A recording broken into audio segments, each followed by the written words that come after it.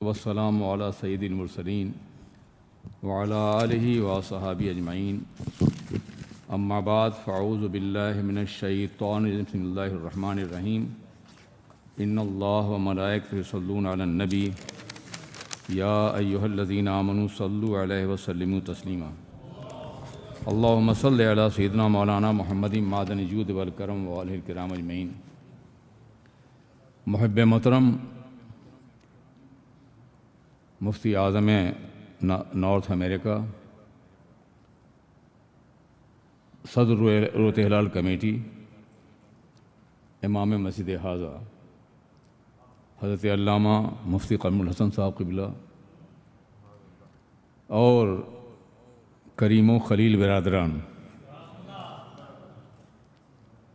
میرے عزیز عالم دین مولانا عمیر اور دوسرے علماء کرام جو یہاں تشریف فرما ہیں، جی مولانا عبدالرب صاحب، نسل میں عمر کے تقاضے سے نام بھولنے لگا ہوں میں، اور آپ نے دیکھا ہو میں کبھی بھی خطبات کے لیے نوٹ تیار نہیں کرتا تھا، لیکن اتفاق سے یہ اتنا اہم موضوع ہے کہ اگر اس میں ہم نے مطالعے کی بنیادیں فراہم نہیں کی تو شاید اس کا حق ادا نہ ہو سکے گا۔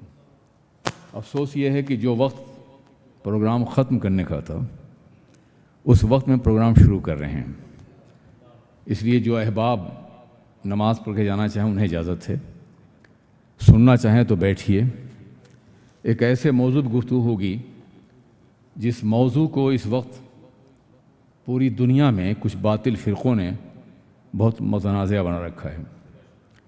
وہ شخصیت، وہ ذات گرامی، وہ عظیم فقیہ، افقہ الفقہا، امام اعظم، امام الائمہ، جن کی ذات پر دنیا کے 100% مسلمانوں کا 1400 سال اتفاق رہا ہے، کچھ لڑکے، کچھ نابالغ فکر والے ان کے بارے میں غلط فہمیاں پیدا کر رہے ہیں۔ ہم ان کے مقلد ہیں، اور مقلد ہونے کی حیثیت ہماری ذمہ داری ہے کہ ان کا بھرپور دفاع کریں۔ اگر آپ سوئے رہے تو آپ تو گمراہ نہیں ہوں گے، آپ تو حنفی ہیں، مقلد ہیں، متبع ہیں، مگر آپ کی نئی نسلیں گمراہ ہو سکتی ہیں۔ انہیں جس بڑے جھوٹ کے حوالے سے ان کو کنونس کیا جا رہا ہے، چونکہ ان کا کوئی ذاتی مطالعہ نہیں ہے، علماء کے پاس بیٹھتے بھی نہیں ہیں، پہلے انہیں علماء سے دور کیا جاتا ہے، یہ پرانے لوگ ہیں، باپ دادا کی روایت پر عمل کرنے والے ہیں، ان سے کچھ نہیں ملے گا، ہم قرآن خود پڑھ سکتے ہیں، حدیث خود پڑھ سکتے ہیں، ہمیں براہ راست استفادہ کرنا چاہیے۔ یہ امام اعظم کون ہے، امام شافعی، مالک اور حنبل کون ہیں؟ یعنی اس طرح کی باتیں کہ جس کے تصور سے، جس کی احساس سے روح کانپ جاتی ہے کہ ان پہ اللہ کا عذاب نہ آ جائے۔ یہ عظیم شخصیت جنہوں نے دین کو بچایا ہے، دین کو منظم کیا ہے، دین کو اصولیات کا عظیم نظام دیا ہے، اصولین کی ایک عظیم جماعت پیدا کی ہے، ان کے بارے میں اس طرح کی باتیں نوجوانوں کے ذہن میں ڈالی جا رہی ہیں، شبہات بھی، شکوک بھی۔ اس لیے بہت ضروری ہے کہ چاہے کتنا ہی وقت گزر جائے، آپ غور سے سماعت فرمائیں، سوال کرنا ہو تو سوال کریں، مگر آپ اس قابل ہو جائیں کہ آپ اپنے بچوں کو خود جواب دے سکیں، ورنہ کل میدان قیامت میں آپ سے مواخذہ ہوگا۔ امام اعظم کی وہ شخصیت ہے کہ جن کے مثل نہ کوئی ہوا ہے نہ ہوگا، نہ ان کے دور میں، نہ ان کے بعد، اور نہ قیامت تک ممکن ہے، جنہوں نے سرور کائنات کے دین کے لیے اصول فراہم کیے، ضابطے فراہم کیے، فقہ کا عظیم نظام عطا فرمایا۔ پھر ان کے تتبع میں اور بھی فقہا سامنے آئے، مگر وہ اولین ہیں جنہوں نے شریعت مصطفیٰ کو منظم کر کے دنیا کے سامنے پیش کیا ہے۔ میرے عزیز ساتھیوں، وہ کون تھے؟ کیا نام تھا ان کا؟ بہت مشہور نام ہے، نام تو نعمان تھا، لیکن کنیت سے مشہور ابو حنیفہ رضی اللہ تعالیٰ عنہ، فدا ہو ابی و امی۔ ابو حنیفہ کس اعتبار سے؟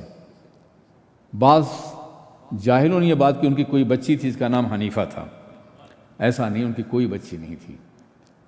یہ حنیفہ جو ہے دراصل دین حنیف کی طرف اشارہ ہے۔ حنیف کہتے ہیں بے پناہ عبادت گزار کو، ساری اس دنیا سے ٹوٹ کر کے خدا کا ہو جانا، عبادت گزار، اسے حنیف کہتے ہیں۔ ابو حنیفہ کے معنی ہوتے ہیں بے پناہ عبادت گزار، اللہ کی بارگاہ میں جھکنے والا، تبتل کا مکمل نظام دینے والا، دنیا سے کٹ کر کے خدا کا ہو جانے والا۔ ایک مفہوم یہ ہے۔ دوسرا مفہوم یہ ہے کہ اس زمانے میں دعوات کو حنیفہ کہا کرتے تھے، اور چونکہ ان کی محفل میں ہزاروں افراد قلم دعوات لے کے بیٹھتے تھے، فقہی ترتیب ہو رہی تھی، وہ عظیم شخصیات کہ جنہوں نے بعد میں فقہ حنفی کو مرتب اور منظم دنیا سامنے پیش، وہ شاگرد تھے، بیٹھتے تھے وہاں، تو ان کی دعوات ہوتی تھی، اور اس دعوات سے اصل جو کام ہو رہا تھا وہ امام اعظم کے مسلک کو آگے بڑھانا تھا، اسی لیے ان کو ابو حنیفہ کہتے ہیں۔ وہ ذات دعوات والی جس نے روشنائی اور قلم اور روشنائی قلب کی عطا فرمائی اور زندگی کو سہارا دیا۔ اور تیسری توجہ یہ ہے کہ ہمارے دین کا نام ملت براہیمی ہے، ہم انہی کے نام سے جانے جاتے ہیں، یہ ہماری شناخت اور پہچان ہے۔ ہم نمازوں میں ان کا نام لیتے ہیں، ان پہ درود پڑھتے ہیں، سمجھا آپ نے، ثنا پڑھتے ہیں، تو اس میں بھی اس کا تذکرہ ہوتا ہے۔ فاتبعوا ملت ابراہیم حنیفہ، قرآن عظیم نے کہا ہے، اے لوگو ابراہیم علیہ السلام کے پاکیزہ دین کو قبول کرو، حنیفہ۔ تو یہاں اس سے مراد حنیفہ سے ابو حنیفہ ابو الملت الحنفیہ، حنفی ملت کے والے، جنہوں نے حنفی ملت کو عام کیا اور حضرت ابراہیم علیہ السلام کے مقدس دین کو جو سرکار سے ہم تک پہنچا اس کے لیے اصول اور ضوابط فرم کیے۔ یاد رکھیے، ایک ہے آوارگی فکر جس کا کوئی اصول نہیں ہوتا۔ دنیا میں کوئی ایسی قوم نہیں ہے جو بااصول نہ ہو اور کامیاب ہو، اصول کے ساتھ کامیابی ہوتی ہے۔ امام اعظم کا مسلک مسلک اصول ہے، اصولین کا مسلک ہے، اور وہ امام اصولی نہیں بلکہ استاذ اصولین ہیں۔ دنیا بھر میں جتنے اصولی پیدا ہوں گے اور ہو رہے ہیں سب ان کے شاگرد ہیں۔ انہوں نے فقہ اسلامی کو اور فقہ سرور کائنات محمد الرسول اللہ کو اصولوں کا عظیم نظام عطا فرما دیا، اس لیے احناف کو، شوافع کو، مالکیہ کو اور حنبلیہ کو اصولین کے نام سے یاد کیا جاتا ہے، اور یہ اس کے امام ہیں آپ حضرات گرامی۔ اس کے ساتھ ساتھ اس بات کو سنت رکھیں کہ وہ تنہا امام ہیں، ہمارے چاروں امام قابل احترام ہیں، ہم ہر ایک کو اہل سمجھتے ہیں، ہر ایک کا احترام کرتے ہیں، ہر ایک کو حق پہ سمجھتے ہیں، مگر جس ذات گرامی کے بارے میں آقائے دو جہاں نے بشارت دی ہے امام ابو حنیفہ ہے۔ ایک بشارت نہیں ہے، متعدد بشارتیں ہیں، اور یہ میں جو کچھ عرض کر رہا ہوں اگر آپ مزید تفصیل حاصل کرنا چاہیں تو آپ الخیرۃ الحسان پڑھیے، اور اس طرح دوسری کتابیں پڑھیے جو شوافع کی لکھی ہوئی ہے، حنفیوں کی نہیں ہے، اسے پڑھیے، ان کی عظمت کا اعتراف کیے۔ اب آپ سنیے اللہ کے رسول نے کیا فرمایا۔ حضرت انس سے روایت ہے کہ میری امت میں ایک شخص پیدا ہوگا جس کی کنیت ابو حنیفہ ہوگی، وہ میری سنت کو زندہ کرے گا۔ یہ سرکار فرما رہے ہیں، سمجھا آپ نے؟ اب جس کی خبر سرکار نے دی ہو اس کو گالیاں دے رہا ہے آج کا نوجوان، وہابیت ان کے پیچھے پڑی ہوئی ہے، اپنی بات کو، جھوٹی بات کو منوانے کے لیے گستاخیوں کا ایک طویل سلسلہ ہے، اور خاص طور مغربی ممالک میں جہاں ہمارا روایتی دین موجود نہیں ہے، ہمارے اسلاف کی روایتیں موجود نہیں ہیں، وہاں بڑی آسانی کے ساتھ یہ نوجوان ذہنوں کو کیپچر کر لیتے ہیں، انہیں گمراہ کر لیتے ہیں۔ یہ ہماری ذمہ داری۔ تو آقا نے فرمایا تھا کہ ابو ہریرہ رضی اللہ تعالیٰ کے بارے میں کہ میری امت کا ایک مرد پیدا ہوگا جس کا نام ابو حنیفہ، اور قیامت میں میری امت کا چراغ ہوگا وہ، اسی سراج الامہ بھی کہتے ہیں انہیں، امام اعظم کو سراج الامہ بھی کہتے ہیں حضرات گرامی۔ اس کے ساتھ ساتھ جناب ہریرہ، قیس ابن سعد، ابن عبادہ، صحیح مسلم کی روایت میں ہے لو کان الایمان عند الثریہ لذهب به رجل من ابناء فارس حتی یتناولہ، اگر علم ثریہ پر ہوگا، بہت بلند ستارہ، تو فارس کا ایک نوجوان وہاں پہنچے گا، اسے حاصل کرے گا اور امت تک پہنچائے گا، اس کا نام ابو حنیفہ ہوگا۔ اس سے بڑی شہادت اور کیا ہو سکتی؟ شہادت تو ایسی ہے کہ بڑے بڑے فقہاء نے، محدثین نے ان کی عظمتوں کا اعتراف کیا ہے، مگر جب سرکار خود ان کی عظمت کا تذکرہ کریں تو پھر کون ہے جو قلم اٹھا سکے اور زبان کھول سکے؟ حضرات گرامی، امام جلال الدین سیوطی، حافظ ابن حجر اسقلانی حجر رحمۃ اللہ حیثمی نے تبیوز صحیفہ اور ارخاص الاحسان میں یہ ساری روایتیں نقل کی ہیں. یہ حوالہ آپ چاہیں تو ترجمہ ہو چکا ہے، ان کتابوں خود بھی پڑھ سکتے ہیں، تاکہ معلوم کہ میں اپنی طرف سے کوئی بات نہیں کہہ رہا ہوں، بلکہ جو کچھ کہہ رہا ہوں یہ عظیم افراد کا لکھا ہوا ہے اور روایت کیا ہوا ہے. آپ کی ولادت سن 70 ہجری میں ہوئی ہے. 70 اور 80 دونوں مشہور ہے، لیکن 70 کو ترجیح دی ہے ہمارے بہت سے عظیم فقہاء نے. 70 ہجری میں ہوئی ہے اور آپ نے بہت سے صحابہ کرام کی زیارت کی ہے. آپ تابعی ہیں، یعنی جو سرکار کی زیارت کرے وہ صحابی ہے، جو صحابی کی زیارت کرے وہ تابعی ہے، اور تابعی بھی خیر القرون میں ہیں. آپ میرے آقا نے فرمایا خیر القرون قرنی ثم الذین یلونہم ثم الذین یلونہم، سب سے بڑا بہتر زمانہ میرا زمانہ ہے، اس کے بعد جو اس سے ملیں، اس کے بعد جو ان سے ملیں. تو یہ خیر القرون کے مجاہد ہیں اور خیر القرون کے امام، سمجھا آپ نے؟ ان میں کوئی شریک نہیں ہے، اور ائمہ میں سے کوئی بھی شریک نہیں ہے، نہ امام شافعی، نہ امام مالک، احمد بن حنبل، کوئی بھی شریک نہیں ہے. یہ خیر القرون میں پیدا ہوئے ہیں، اور خیر القرون وہ ہے کہ جس کی بشارت سرور کائنات تھی. تو مختلف اعتبار سے ان کی حیثیتیں بہت نمایاں ہیں اور بہت واضح ہیں. آپ نے اپنی زندگی 55 حج کیے. آپ کے بارے میں بر صغیر کے عظیم بزرگ، سب سے پہلے بزرگ، خواجہ صاحب سے پہلے بھی، غوث پاک سے پہلے بھی، داتا گنج بخش، ان کی مشہور کتاب ہے کشف المحجوب. نام رکھا ہے کشف المحجوب، حجابات الہیہ اٹھانے کے لیے. ایک ایسی کتاب جو اللہ کے جلووں کا مشاہدہ کرا دے. فرمایا گیا ہے کہ جو شخص اپنا پیر نہ رکھتا ہو کشف المحجوب کو پڑھتا رہے، وہ اس کی ہدایت کے لیے کافی ہوگی. تقریباً 1300 سال سے، نہیں معاف کیجیے، 1000 سال سے اس کتاب کو پڑھا جا رہا ہے، دنیا بھر میں ترجمہ ہو رہا ہے، اور اس کو سرنامہ زندگی قرار دیا جا رہا ہے. اس کتاب میں حضرت داتا گنج بخش رحمۃ اللہ تعالیٰ نے 2 خواب نقل کیے ہیں. کتاب کا حوالہ میں نے دے دیا، آپ بعد میں دے سکتے ہیں. یہ حوالے اس لیے ہیں تاکہ بعد میں آپ بھی مطالعہ کریں اور صرف میری تقریر کے اوپر بھروسہ نہ کریں. آپ کو ایک بہت بڑی طویل جنگ لڑنی ہے، اپنے عقیدے کو بچانے کے لیے، اپنے مسلک کو بچانے کے لیے، اپنی تقلید کو بچانے کے لیے، امام اعظم کے وقار کو بچانے کے لیے، اور ائمہ کرام کی عظمت کو بچانے کے لیے آپ کو خاموش نہیں رہنا ہے. آج تو اس مسجد کو بھرا ہونا چاہیے تھا. اتنا بڑا ٹاپک دیا گیا ہے پہلی بار، اور عالم یہ کہ بہت تھوڑے لوگ تشریف لائے ہیں. اللہ تبارک و تعالیٰ ہمیں شعور عطا فرمائے کہ ہم شعور کی گہرائیوں سے اپنے مسلک کو سمجھنے کی کوشش کریں. حضرات، کشف المحجوب میں حضرت داتا گنج بخش نے خواب نقل کیا ہے. انہوں نے خواب دیکھا کہ آقائے دو جہاں سرور کائنات محمد الرسول اللہ صلی اللہ علیہ وسلم جناب ابو حنیفہ سے کہہ رہے ہیں کہ انہوں نے اصل میں فیصلہ کر لیا تھا کہ وہ تجارت کریں گے. بہت بڑے تاجر تھے وہ، میں بتاؤں کیسی تجارت تھی ان کی. اور وہ اتنا پڑھنے کے بعد، اتنی محنت کے بعد، اس قدر تفقہ کے بعد وہ دنیا سے الگ رہنا چاہتے تھے. وہ دور مامون کا دور تھا، وہ دور ہارون کا دور تھا، عیاشیوں کا دور تھا، بدکرداریوں کا دور تھا، فتنوں کا دور تھا. ایسا دور تھا کہ جس میں سانس لینا مشکل تھا. ایسے دور میں آپ نے یہ فیصلہ کیا تھا کہ میں دنیا سے الگ تھلگ رہوں گا. سرکار خواب میں تشریف لائے اور فرمایا کہ ابو حنیفہ، تمہاری زندگی احیاء سنت کے لیے ہے، اور تم میدان عمل میں اترو اور میری سنتوں کو زندہ کرو. یہ بات کس نے نقل کیا ہے؟ یہ بات نقل کی ہے داتا گنج بخش نے. آج سے کسی مولوی نے نہیں. 14ویں صدی ہجری کے وہ عظیم بزرگ ہیں جن کا بے پناہ احسان ہے بر صغیر مسلمانوں پر. وہ نہ آئے ہوتے تو نہ خواجہ صاحب ہوتے نہ دوسرے افراد ہوتے. یہ وہ ذات ہے جہاں خواجہ صاحب نے چلہ کشی کی ہے، جن کے بارے میں اقبال نے کہا ہے کہ مرقد او پیر سنجر را حرم، جن کی قبر شریف، جن کا مرقد پیر سنجر خواجہ صاحب کے لیے حرم کی حیثیت رکھتا ہے، یہ وہ ہیں داتا گنج بخش. انہوں نے یہ بات کہی ہے. اور ایک دوسرا خواب بھی ان کا، انہوں نے کہا کہ میں نے خواب میں دیکھا کہ آقا دو جہاں صلی اللہ علیہ وسلم ایک بوڑھے انسان کو بچے کی طرح گود میں لیے ہوئے ہیں. مشہور خواب ہے ان کا. کشف المحجوب میں دیکھ لیجئے گا، اردو میں بھی آ گئی ہے، وہ پرشین میں بھی ہے، انگلش میں بھی ہے.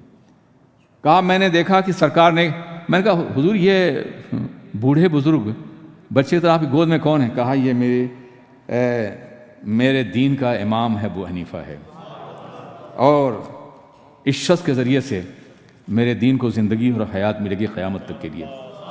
یہ خواب داتا گنج بخش کے ہیں، آج کے زمانے کسی پیر کے نہیں ہیں۔ حضرات، آپ تجارت کرتے تھے، تجارت کیوں کرتے تھے؟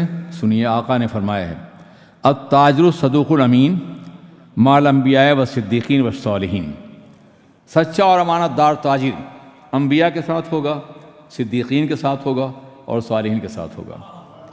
دنیا بھر کے تاجروں کو یہ خوشخبری ہے کہ کسی اور فن کے بارے میں، کسی اور پیشے کے بارے میں آقا نے یہ نہیں فرمایا۔ تجارت کی بارے فرمائی، جانتے تھے میرا آقا جانتے ایک وقت ایسا آئے گا کہ جب دنیا میں صرف تجارت کا غلبہ ہوگا، تجارت کی بنیاد پر دنیا آگے بڑھے گی۔ آج جو ممالک تجارت کر رہے ہیں وہ سب سے بلند ہیں، اس لیے آقا نے تجارت پر زور دیا تھا۔ سچا اور امانت دار تاجر، میرے آقا نے بھی تجارت کی تھی، یہ سنت رسول بھی ہے، اور سچائی اور امانت کے ساتھ انہیں صادق بھی کہا گیا تھا اور امین بھی کہا تھا۔ جناب امام اعظم نے ابتداً تجارت کی اور بہت بڑی تجارت کی، دنیا کے بہت سے ملکوں میں ان کا مال پہنچتا تھا، سینکڑوں ان کے خدام تھے جو کام کرتے تھے، مگر عالم یہ تھا کہ پورے ایک تھان میں جو ہزاروں کا تھا، اگر ایک مال ڈیفیکٹو نکل گیا تو واپس کر لیا کرتے تھے اور رقم واپس منایا کرتے تھے۔ یہ عالم تھا ان کی احتیاط کا، یہ عالم تھا۔ اور تجارت کا عالم کی ایک عورت آئیں اور انہوں نے ایک غالباً اونٹ پیش کیا، آپ نے خریدنا چاہا تو پوچھا کہ اس کی قیمت کیا؟ کہا 100 دینار ہے۔ کہا نہیں، قیمت زیادہ ہے۔ کہا 200 دینار دے دیے۔ کہا نہیں، اور زیادہ ہے۔ کہا 300 دے دیے۔ کہا اب بھی زیادہ ہے۔ کہا 400 میں تمہیں دیتا ہوں۔ وہ 100 میں بیچنے کے لیے تیار ہیں، مگر امام اعظم نے بازار قیمت کو محسوس کیا، اسے 400 دینار دیا۔ اور عالم یہ تھا کہ جو کچھ ملتا تھا فائدے میں وہ غریبوں میں تقسیم ہوتا تھا۔ اپنے پاس صرف اتنا رکھتے تھے جتنا کہ ان کی ضرورت کے لیے کافی تھا۔ وہ آپ سے پوچھتے ہیں کیا خرچ کریں؟ قل العفو، اپنی زندگی سے جو بچ جائے وہ سب خرچ کر ڈالو۔ امام اعظم اس مسلک پہ قائم تھے۔ حضرات گرامی، اب آئیے ان کی عظمتوں کا جائزہ لینے کے لیے آپ یہ دیکھیں کہ وہ کون تھے۔ امام بخاری، بہت نام لیتے ہیں امام بخاری کا، ہم بھی احترام کرتے ہیں، امیر المومنین فی الحدیث ہیں۔ کون ان کی عظمت کہتا؟ یہ تھے کون؟ امام اعظم سے کیا رشتہ تھا ان کا؟ کتنا فاصلہ ہے ان کا؟ یہ جاننا بے پناہ ضروری ہے۔ امام بخاری کے استاد امام احمد بن حنبل ہیں، ان کے استاد امام شافعی ہیں، وہ شاگرد ہیں امام محمد کے، وہ شاگرد امام یوسف کے، اور وہ شاگرد امام ابو حنیفہ کے۔ ابو حنیفہ کے شاگرد امام یوسف، ان کے شاگرد امام محمد، ان کے شاگرد امام شافعی، ان کے شاگرد احمد بن حنبل، ان کے شاگرد امام بخاری۔ یعنی امام اعظم کی 5ویں تلمیذ کی فہرست میں ان کا نام آتا ہے۔ کوئی مقابلہ کر سکتا ہے؟ ذرا کبھی آپ نے پڑھا امام بخاری کو، جاننے کوشش کی کہ ان کو فیض یہ کہاں سے ملا تھا حدیث کا؟ وہ فیض بھی یقینی طور پر ان کے شاگردوں کا ہے جنہوں نے امام بخاری کو پڑھایا تھا۔ بخاری کا نام بہت لیتے ہیں لیکن بخاری کے استاذ کے استاذ کے استاذ کے استاذ کو بھول جاتے ہیں اور ان کے خلاف زبان درازی کرتے ہیں۔ کیا جواب دیں گے امام بخاری کی بارگاہ میں؟ کیسے کھڑے ہوں گے ان کے حضور میں قیامت کے میدان میں؟ جو ان کے 5ویں پشت میں ان کے پردادا استاد کے بارے میں گستاخی کرتا ہو، وہ کب گوارہ کریں گے کہ اسے گوارہ کریں؟ آپ اندازہ، امام صاحب کے تلامذہ میں سے یوں تو حافظ ابو المحاسن شافعی نے 918 بڑے فقہا شمار کرائے ہیں، جن میں ہر فقیہ اگر چاہتا تو امام بن جاتا۔ اس میں 40 تو وہ تھے جنہوں نے فقہ حنفی کو مرتب کیا ہے۔ ان کے چند نام میں آپ کے سامنے پیش کرتا ہوں۔ حضرات گرامی، امام محمد، امام یوسف، امام ظفر، داؤد طائی، یحییٰ ابن زکریہ، یحییٰ ابن سعید قطان، عبداللہ ابن مبارک صوفیاء میں کے سرتاج بھی ہیں، اولیاء کے، اور فقیہ بھی ہیں۔ یحییٰ ابن زکریہ، وقی ابن الجراح امام شافعی کے استاد ہیں۔ امام شافعی نے کہا تھا شکوت الی وکیل سوء حفظی فاوصانی الی ترک المعاصی لأن العلم نور من راہ وإن النور لا یعطی لعاصی۔ امام شافعی کہتے ہیں میں نے اپنے استاد وکیل سے کہا میرا حافظہ کمزور ہے، تو فرماتے ہیں گناہ چھوڑ دو، اس لیے کہ گناہ جو ہے وہ گناہ ہے، اور علم نور الہی ہے، جس سینے میں نور الہی ہوگا اس میں گناہ نہیں ہونا چاہیے، گناہ چھوڑ دو حافظہ قوی ہو جائے گا۔ یہ کون کہہ رہا امام شافعی؟ کس کے بارے میں؟ اپنے استاد وکی کے بارے میں، کہ میں نے ان سے کہا تھا اور انہوں نے مجھے یہ بتایا تھا۔ اس کے ساتھ حفص بن غیاث ہیں، ابو عاصم النبیل ہیں، اس طرح کے سینکڑوں نے شاگرد ہیں جن میں ہر ایک مستقل امام کی حیثیت رکھتا ہے۔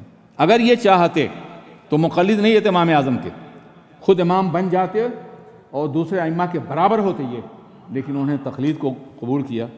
اور یہ ہاں اختلاف کہیں کیا ہے، کبھی کبھی ہم امام محمد کے موقع پر امام یوسف موسیٰ فتویٰ دیتے ہیں، مفتابع ان کا قول ہوتا ہے، مگر مقلد رہے ہیں وہ۔ یہ تو مقلد رہے ہیں اور یہ غیر مقلد ہو گئے ہیں جن کے پاس کچھ بھی نہیں ہے، قرآن لیے پھرتے ہیں۔ یار مجھے تم بتاؤ ذرا سا عقل و شعور کی روشنی میں بتاؤ، مجھے جواب دو۔ میڈیکل سائنس کی کتابیں بازار میں ملتی ہیں، ڈاکٹری کی، خرید لو، رٹ لو، خوب پڑھ لو، اور مجھ سے کہو سو جاؤ آپریشن کروں گا، میں اپنا وجود تمہارے حوالے کروں گا، میں آپریشن تھیٹر پہ سو جاؤں گا، میں الاؤ کروں کہ تم میرا علاج کرو۔ 1000 کتابیں تم نے پڑھنی ہیں، یقیناً مقلد بننا پڑے گا تمہیں، کسی استاذ کا، کسی پڑھانے والے کا۔ تقلید انسان کی فطرت کا حصہ ہے۔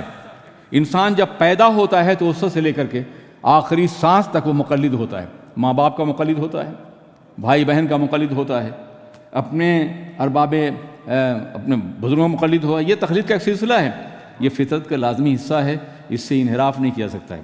میں بتاؤں گا کہ تم کس کے مقلد ہو، جس کی بنیاد پہ آج یہ ساری باتیں کہہ رہے ہو۔ پھر ان کے شاگردوں کا دائرہ کتنا وسیع تھا آپ جانتے ہیں؟ مکہ مکرمہ، مدینہ طیبہ، دمشق، بصرہ، واسطہ، موصل، جزیرہ رقہ، نصیبین، رباط، مصر، یمن، یمامہ، بحرین، بغداد، طبرستان، جرجان، اہواز، کرمان، اصفہان، حلوان، استراباد، ہمدان، نہاوند، رے، قوس، وامغان، نیشاپور، سرخس، بخارا، سمرقند، صنعان، ترمذ، ہرات، نیساپور، خوارزم، سستان، مدائن، مسیہ، حمص، یہ سارے کے سارے ملک اور شہر ان کے شاگردوں کے شہر ہیں۔ دکھا دیجیے تاریخ میں کوئی اور انسان اس کیلیبر کا، اس عظمت کا، اس وقار کا، 1400 سال کی تاریخ میں کوئی دکھا دیجیے کہ جس کے حلقے تلامذہ اتنے دور دور پھیلے ہوئے ہوں۔ اس وقت عباسی حکومت 3 بر اعظموں میں تھی، 3 بر اعظموں میں اس کی حکومت جتنی بڑی تھی اس سے زیادہ بڑی تعداد امام اعظم کے تلامذہ کے شہروں کی ہے، ان کے شاگردوں کی ہے۔ یہ عالم تھا ان کی عظمت کا، ان کی بارگاہ میں حاضر ہونے والوں کا اور علم دین سیکھنے والوں کا۔ ان کے بارے میں تم زبان درازی کرتے ہو، انہیں سمجھنے کی کوشش کرو۔ میں دعوت دیتا ہوں، اپنی جوانی کو تباہ نہ کرو، اپنے عقیدے کو برباد نہ کرو، غیروں کے ہاتھ میں کھیل کر کے اپنے اسلاف اور اپنی روایات کو مٹانے کی کوشش نہ کرو۔ علماء سے سیکھو، ان کے پاس آؤ اور تعلیم حاصل کرنے کی کوشش کرو۔ اللہ تمہیں یقیناً ہدایت دے گا، اور میں تمہاری دعا کرتا ہوں کہ ہدایت ملے۔ مگر اس میں صرف تمہارا معاملہ نہیں، ہمارا بھی قصور ہے، ہمارے علماء کی بھی ذمہ داریاں ہیں کہ وہ باضابطہ طور پر اس بات کی کوشش کریں کہ دین کو عوام نوجوانوں تک پہنچائیں۔ حضرات گرامی، امام شافعی خود ان کے بارے میں جو الفاظ کہہ رہے ہیں وہ قابل غور ہیں۔ عبداللہ بن مبارک کے اقوال سماعت فرمائیے۔ میرے عزیز ساتھیو، ذرا سوچئے، امام شافعی امام اعظم کے مزار پہ جاتے ہیں، 3 رکعت وتر پڑھتے ہیں۔ ان کے ہاں 1 رکعت ہے الگ، 2 الگ ہے۔ ان کا حضور آپ یہاں 3 رکعت، تو فرمایا ہاں میں ایک امام کی بارگاہ میں حاضر ہوں، یہاں میں خود مجتہد نہیں ہوں، یہاں میں مقلد ہوں۔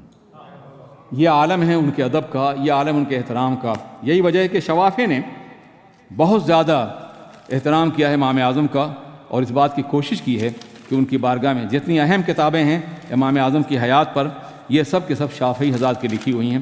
اس کی وجہ انہوں نے امام شافعی سے انہوں نے جو کچھ سیکھا تھا اور جانا تھا، اس کی بنیاد ان کے دل میں ایک گہری عقیدت تھی۔ مقلد امام شافعی کے تھے، مگر احترام اور عظمت کا اعتراف امام اعظم کر رہے تھے۔ حضرات گرامی، اب ذرا سوچیے، آپ نے بہت سے مناظرے کیے ہیں، اس معاملے میں آپ بے پناہ مشہور تھے، عقلی مناظرے بھی، مناظروں کی داستان اگر دیکھیں تو ایک طویل تاریخ آپ کو ملے گی ان کی۔ قرأت خلف الامام، امام کے پیچھے سورہ فاتحہ پڑھنا بہت بڑا مسئلہ ہے آج کل نا، ان سے پوچھیے وہ اسے جائز نہیں سمجھتے، امام کے پیچھے آپ نہیں پڑھیں گے۔ کسی نے ان سے کہا کہ آپ اسے جائز نہیں کہتے، حدیث پاک میں کہا گیا ہے کہ لا صلاۃ الا بفاتحہ الکتاب، بغیر سورہ فاتحہ کی نماز نہیں ہوتی ہے، اور آپ الاؤ نہیں کرتے ہیں، تو مناظرہ کرنا چاہتے ہیں، تو آپ نے اس سے سب ایک ساتھ آ جاؤ۔ یہ اس زمانے میں شافعی نہیں تھے، غیر مقلد نہیں تھے، یا عام طور پہ دہریہ ٹائپ کے لوگ تھے جو لوگوں کو دین سے بہکانا چاہتے۔ ایک جماعت آ گئی پوری، کہا دیکھو اتنی بڑی جماعت سے گفتگو تو نہیں کر سکتا، ایک آدمی اپنا مقرر کر لو، وہ مجھ سے گفتگو کرے گا۔ انہوں نے ایک آدمی کو منتخب کیا، کہا یہ جو کہے گا فیصلہ کرے گا، اس کو منظور کہاں؟ کہا یہی ہمارے امام کا مسئلہ ہوتا ہے، امام ہم منتخب کرتے ہیں، وہ خدا کی بارگاہ میں ہمارا وکیل ہوتا ہے، اور اس بنیاد پر ہمیں کسی اور کو اجازت دینے کی ضرورت نہیں ہے۔ یہ انہوں نے دراصل عوامی طور پر سمجھانے کے لیے کہا تھا، اور حقیقت یہ ہے کہ حدیث پاک میں بھی ہے کہ قرأۃ الامام قرأۃ لہ، امام کا پڑھنا مقتدی کا پڑھنا ہے، یعنی سری نمازوں میں امام مقتدی کو، اور جہری نمازوں میں قرآن پاک کی آیت ہے جس میں باضابطہ کہا گیا ہے کہ وَإِذَا قُرِئَ الْقُرْآنُ فَاسْتَمِعُوا لَهُ وَأَنصِتُوا لَعَلَّكُمْ تُرْحَمُونَ، جب قرآن پڑھا جائے تو سنو اور چپ رہو تاکہ تم پہ رحم ہو۔ تو یہ قرآن پاک کی مخالفت ہوگی کہ جہری نماز میں کوئی شخص سورہ فاتحہ پڑھے، اور یہ حدیث کی مخالفت ہوگی، حدیث صحیح کی، کہ سری نماز میں کوئی شخص سورہ فاتحہ پڑھے۔ یہ امام اعظم کا مسلک ہے، عوام نہیں جانتی ہے، اس لیے ان کے بارے میں پروپیگنڈے بہت کیے گئے، انہیں مرجئہ کہا گیا، اور بھی دوسری باتیں کہی، مگر حق ہوتا ہے۔ اور سب سے زیادہ یہ کہ امام باقر کو، امام جعفر صادق کو بھڑکایا گیا کہ امام اعظم جو ہیں وہ دراصل آپ کے نانا جان کے خلاف فیصلے دیتے ہیں، حضور صلی اللہ علیہ وسلم کے۔ چنانچہ جب امام باقر سے ملاقات ہوئی تو کہا کہ آپ کے بارے میں سنا ہے کہ آپ میرے نانا جان کے خلاف فیصلے دیتے ہیں۔ کہا یہ کیسے ہو سکتا ہے، ہم جو امتی ہیں وہ اپنے رسول خلاف فیصلہ دیں گے؟ کہا نہیں، سنا ہے کہ آپ فیصلہ بالرائے، حدیث کی بنیاد پر عقل محض رائے کی بنیاد پہ دیتے ہیں۔ تو آپ نے فرمایا ٹھیک ہے، عورت کمزور ہے یا مرد؟ تو ان کا نہیں، عورت کمزور ہے۔ تو آپ نے فرمایا کہ اگر عورت کمزور ہے تو عورت کو پھر دگنا ملنا چاہیے، یعنی مرد اگر طاقتور ہے، عورت کمزور ہے تو عورت کو دگنا ملنا چاہیے، مرد کو دگنا دیتی ہے شریعت۔ میں تو اس پہ فتویٰ دیتا ہوں۔ پھر پوچھا نماز بہتر ہے یا روزہ؟ کہا نماز بہتر ہے۔ تو کہا کہ حیض کے ایام میں عورت پر نماز معاف ہے، لیکن معاف نہیں ہونی چاہیے، اس لیے کہ نماز زیادہ اہم ہے اس کے لیے۔ کیوں معاف کی گئی؟ امام جعفر صادق نے بھی یہ کہا کہ سنا ہے آپ رائے سے فیصلہ دیتے ہیں۔ تو آپ نے فرمایا لو کان الدین بالرائے لکان المسح علی اصل الخف، اگر دین رائے کی بنیاد پہ ہوتا تو مسح موزے کے نیچے ہوتا، اوپر نہیں ہوتا۔ میں تو اوپر کا فیصلہ کرتا ہوں، یہاں رائے کی کوئی گنجائش نہیں۔ میری رائے ماخوذ ہے قول رسول سے اور فرمان رسول سے، اور رائے الماخوذ من الحدیث والکتاب والسنہ۔ اس کے ساتھ ساتھ امام شافعی قول سنیے، امام شافعی امام بخاری کے متبوع ہیں۔ امام بخاری نے اسی مسلک پہ زیادہ زور دیا ہے جو امام شافعی کا مسلک تھا۔ پوری بخاری کی احادیث مبارکہ بھری ہوئی اس سے، احناف کے مسلک کو انہوں نے زیادہ اہمیت نہیں دی۔ مگر سنیے، امام شافعی جو ہیں، امام بخاری کے امام ہیں، امام شافعی امام اعظم کے بارے میں کیا کہتے ہیں؟ فرماتے ہیں الفقہاء کلہم عیال ابی حنیفہ، جتنے بھی فقہا ہیں اس وقت اور قیامت تک آئیں سب ابو حنیفہ کی اولاد ہیں۔ فقہ کے نظام کو انہوں نے مرتب کیا ہے، اس نظام پر جو بھی آئے گا، جس طرح بھی آئے گا، ان کی آل سمجھا جائے گا، ان کی اولاد سمجھا جائے گا، چاہے وہ شافعی ہو، مالک ہو، حنبل ہو، کوئی بھی ہوں، عیال ابو حنیفہ ہیں وہ۔ حضرات گرامی، اس طرح کی بہت سی باتیں ہیں جو عرض کرنے کی ہیں، مگر میں جانتا ہوں کہ آپ کہیں گھبرا نہ جائیں۔ اب میں چند باتیں تقلید کے بارے میں عرض کرنا چاہوں گا، جس کے بارے میں بہت زیادہ ہنگامہ ہے کہ ہم مقلد کیوں ہیں، تقلید کیوں کرتے ہیں وغیرہ وغیرہ۔ آئیے قرآن پاک کی روشنی میں سمجھنے کی کوشش کریں۔ قرآن پاک کی پہلی صورت ہے سورہ فاتحہ۔ اہدنا الصراط المستقیم صراط الذین انعمت علیہم، اے اللہ ہمیں صراط مستقیم پہ چلا، ان کے راستے پر جن پہ تو نے انعام کیا ہے۔ تو یہ تقلید اور کیا ہے؟ صرف اتنی بات ہوتی ہے کیا سیدھے راستے پہ چلا، اللہ سے مانگ لیا ہے، اب تم انسانوں کا معیار کیوں ڈھونڈ رہے ہو، رول ماڈل کیوں تلاش کر رہے ہو؟ اور یہ معیار کون لوگ؟ قرآن پاک فیصلہ کرتا ہے، اولئک مع الذین انعم اللہ علیہم من النبیین والصدیقین والشہداء والصالحین وحسن اولئک رفیقا، یہ نبی ہیں، صدیقین ہیں، شہداء اور صالحین ہیں، ان کی تقلید کرو، ان کے راستے پہ چلو۔ یہ قرآن کہہ رہا ہے تقلید کرو، اور تم کہہ رہے ہو تقلید کرنے کی ضرورت نہیں ہے، قرآن کے خلاف بات کر رہے ہو، قرآن کے فیصلے سے انحراف کر رہے ہو، قرآن کے خلاف جا رہے ہو تم۔ سنیے، تقلید تمہارے لیے اجتہاد نہیں ہے، اجتہاد کی جو شرائط ہے آج دنیا میں ایک بھی ایسا نہیں ہے جو اجتہاد کی شرائط کو پورا کر سکے۔ تفصیلات شرائط کی مولانا مفتی صاحب سے یعنی عمر سے معلوم کر لیجئے، اتنی سخت شرائط ہیں، قرآن پاک کے سارے علوم پر اس کی نظر ہو، قرآن پاک کے ناسخ و منسوخ سمجھتا ہو، احادیث جتنی بھی ہیں ان پر اس کی نظر ہو، فقہا کے اقوال پہ نظر ہو، وہ فقہائے صحابہ جو فتویٰ دیا کرتے تھے ان کے ہر فتویٰ مکمل نظر ہو، عربی زبان پہ مکمل طور پہ قدرت ہو، اصول دین کی تمام کیفیتوں سے واقف ہو، تب جا کے ایک انسان اجتہاد کر سکتا ہے۔ یہ لڑکے اجتہاد کریں گے؟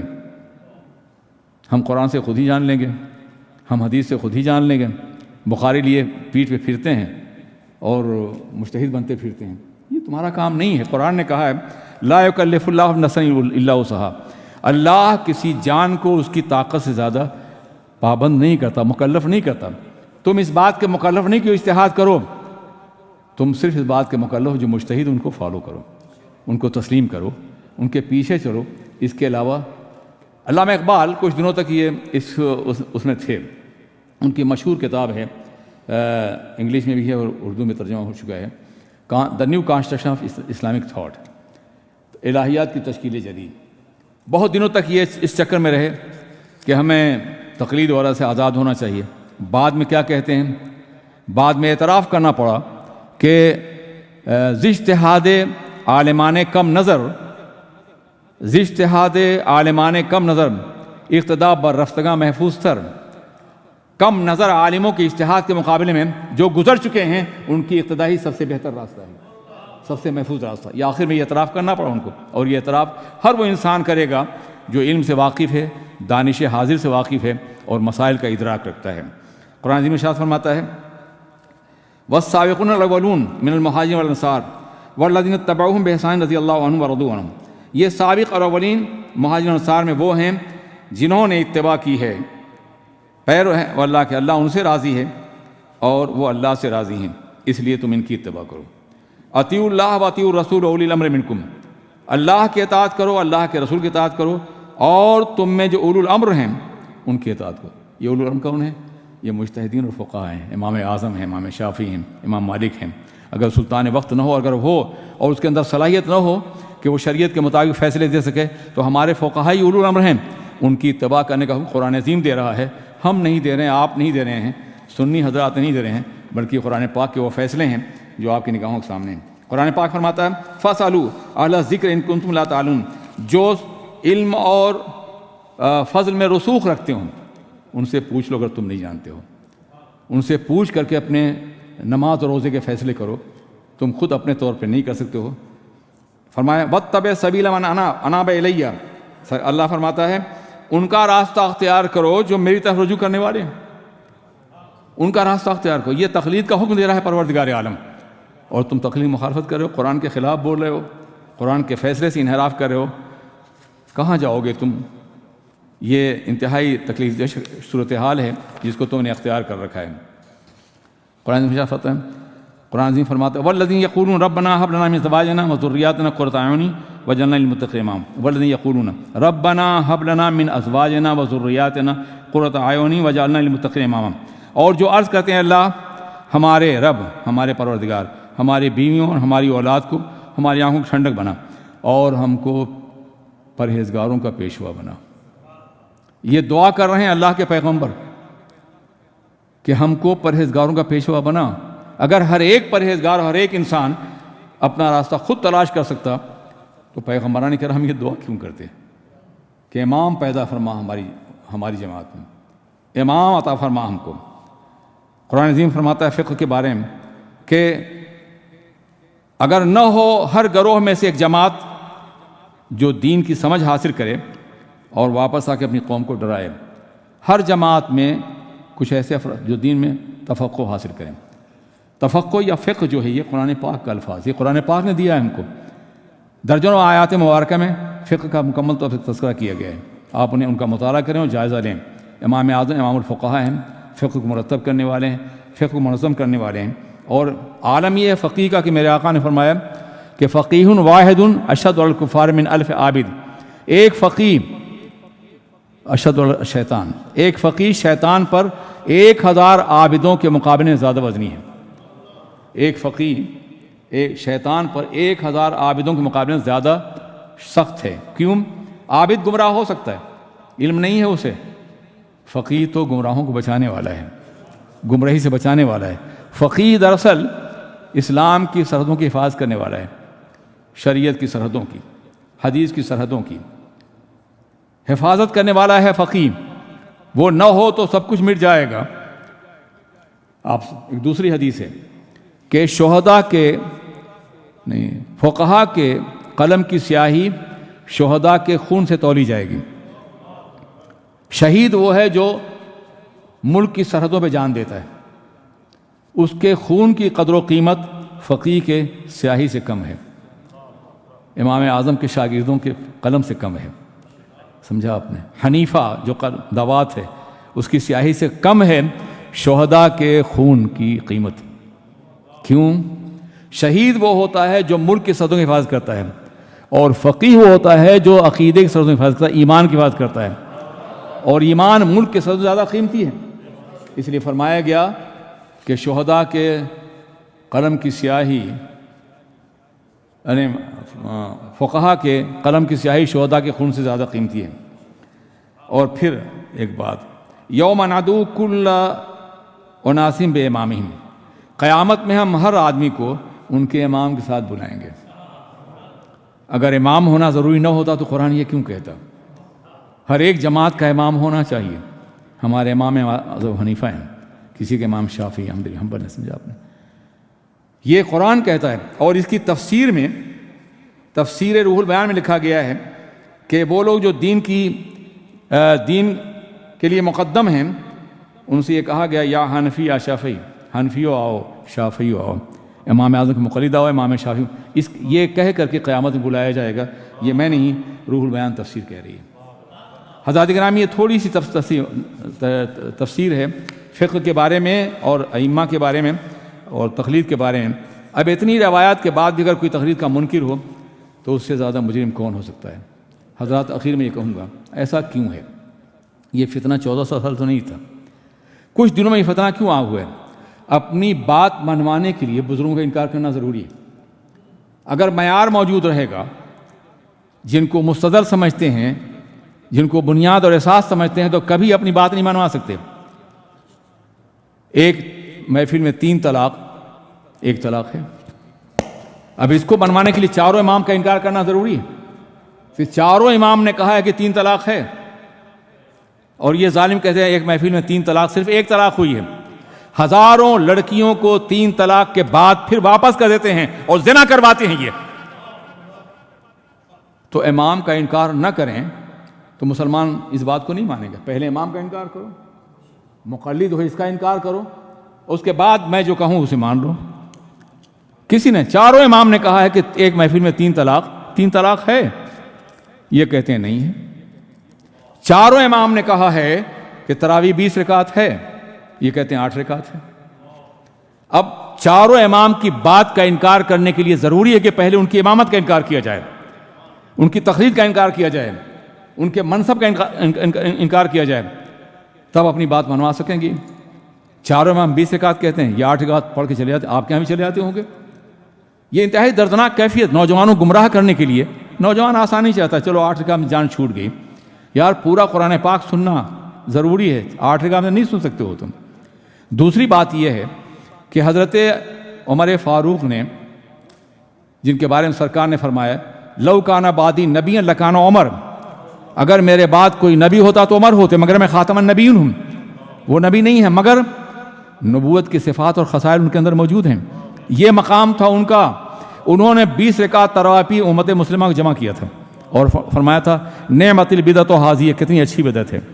اس زمانے میں 1 لاکھ سے زیادہ صحابہ موجود تھے، 1 لاکھ سے زیادہ، کسی نے بھی اس فیصلے کا انکار نہیں کیا۔ آج 14 سال سے تم انکار کرو، جناب عمر کا انکار کرو، ان سے زیادہ شریعت کو سمجھتے ہو، جس کے بارے میں خود حضور نے فرمایا کہ میری اتباع کرو اور میرے صحابہ کی اور خلفائے راشدین کی اتباع کرو۔ حضور کا حکم ہے، لیکن نہیں، اپنی بات کو بنوانے کے لیے وہ امام اعظم کی بات چھوڑو یار، امام احمد کے ہم چھوڑو، یہ امام اور کچھ نہیں ہے، قرآن و حدیث ہے۔ اچھا، یہ تو ممکن ہے کہ تم کسی کو امام نہ مانو، یہ نہیں ہے۔ کیا تم قرآن پاک سے مسائل رفع کر سکتے ہو؟ تم حدیث پاک سے مسائل نکال سکتے ہو؟ یہ صلاحیت تمہارے اندر؟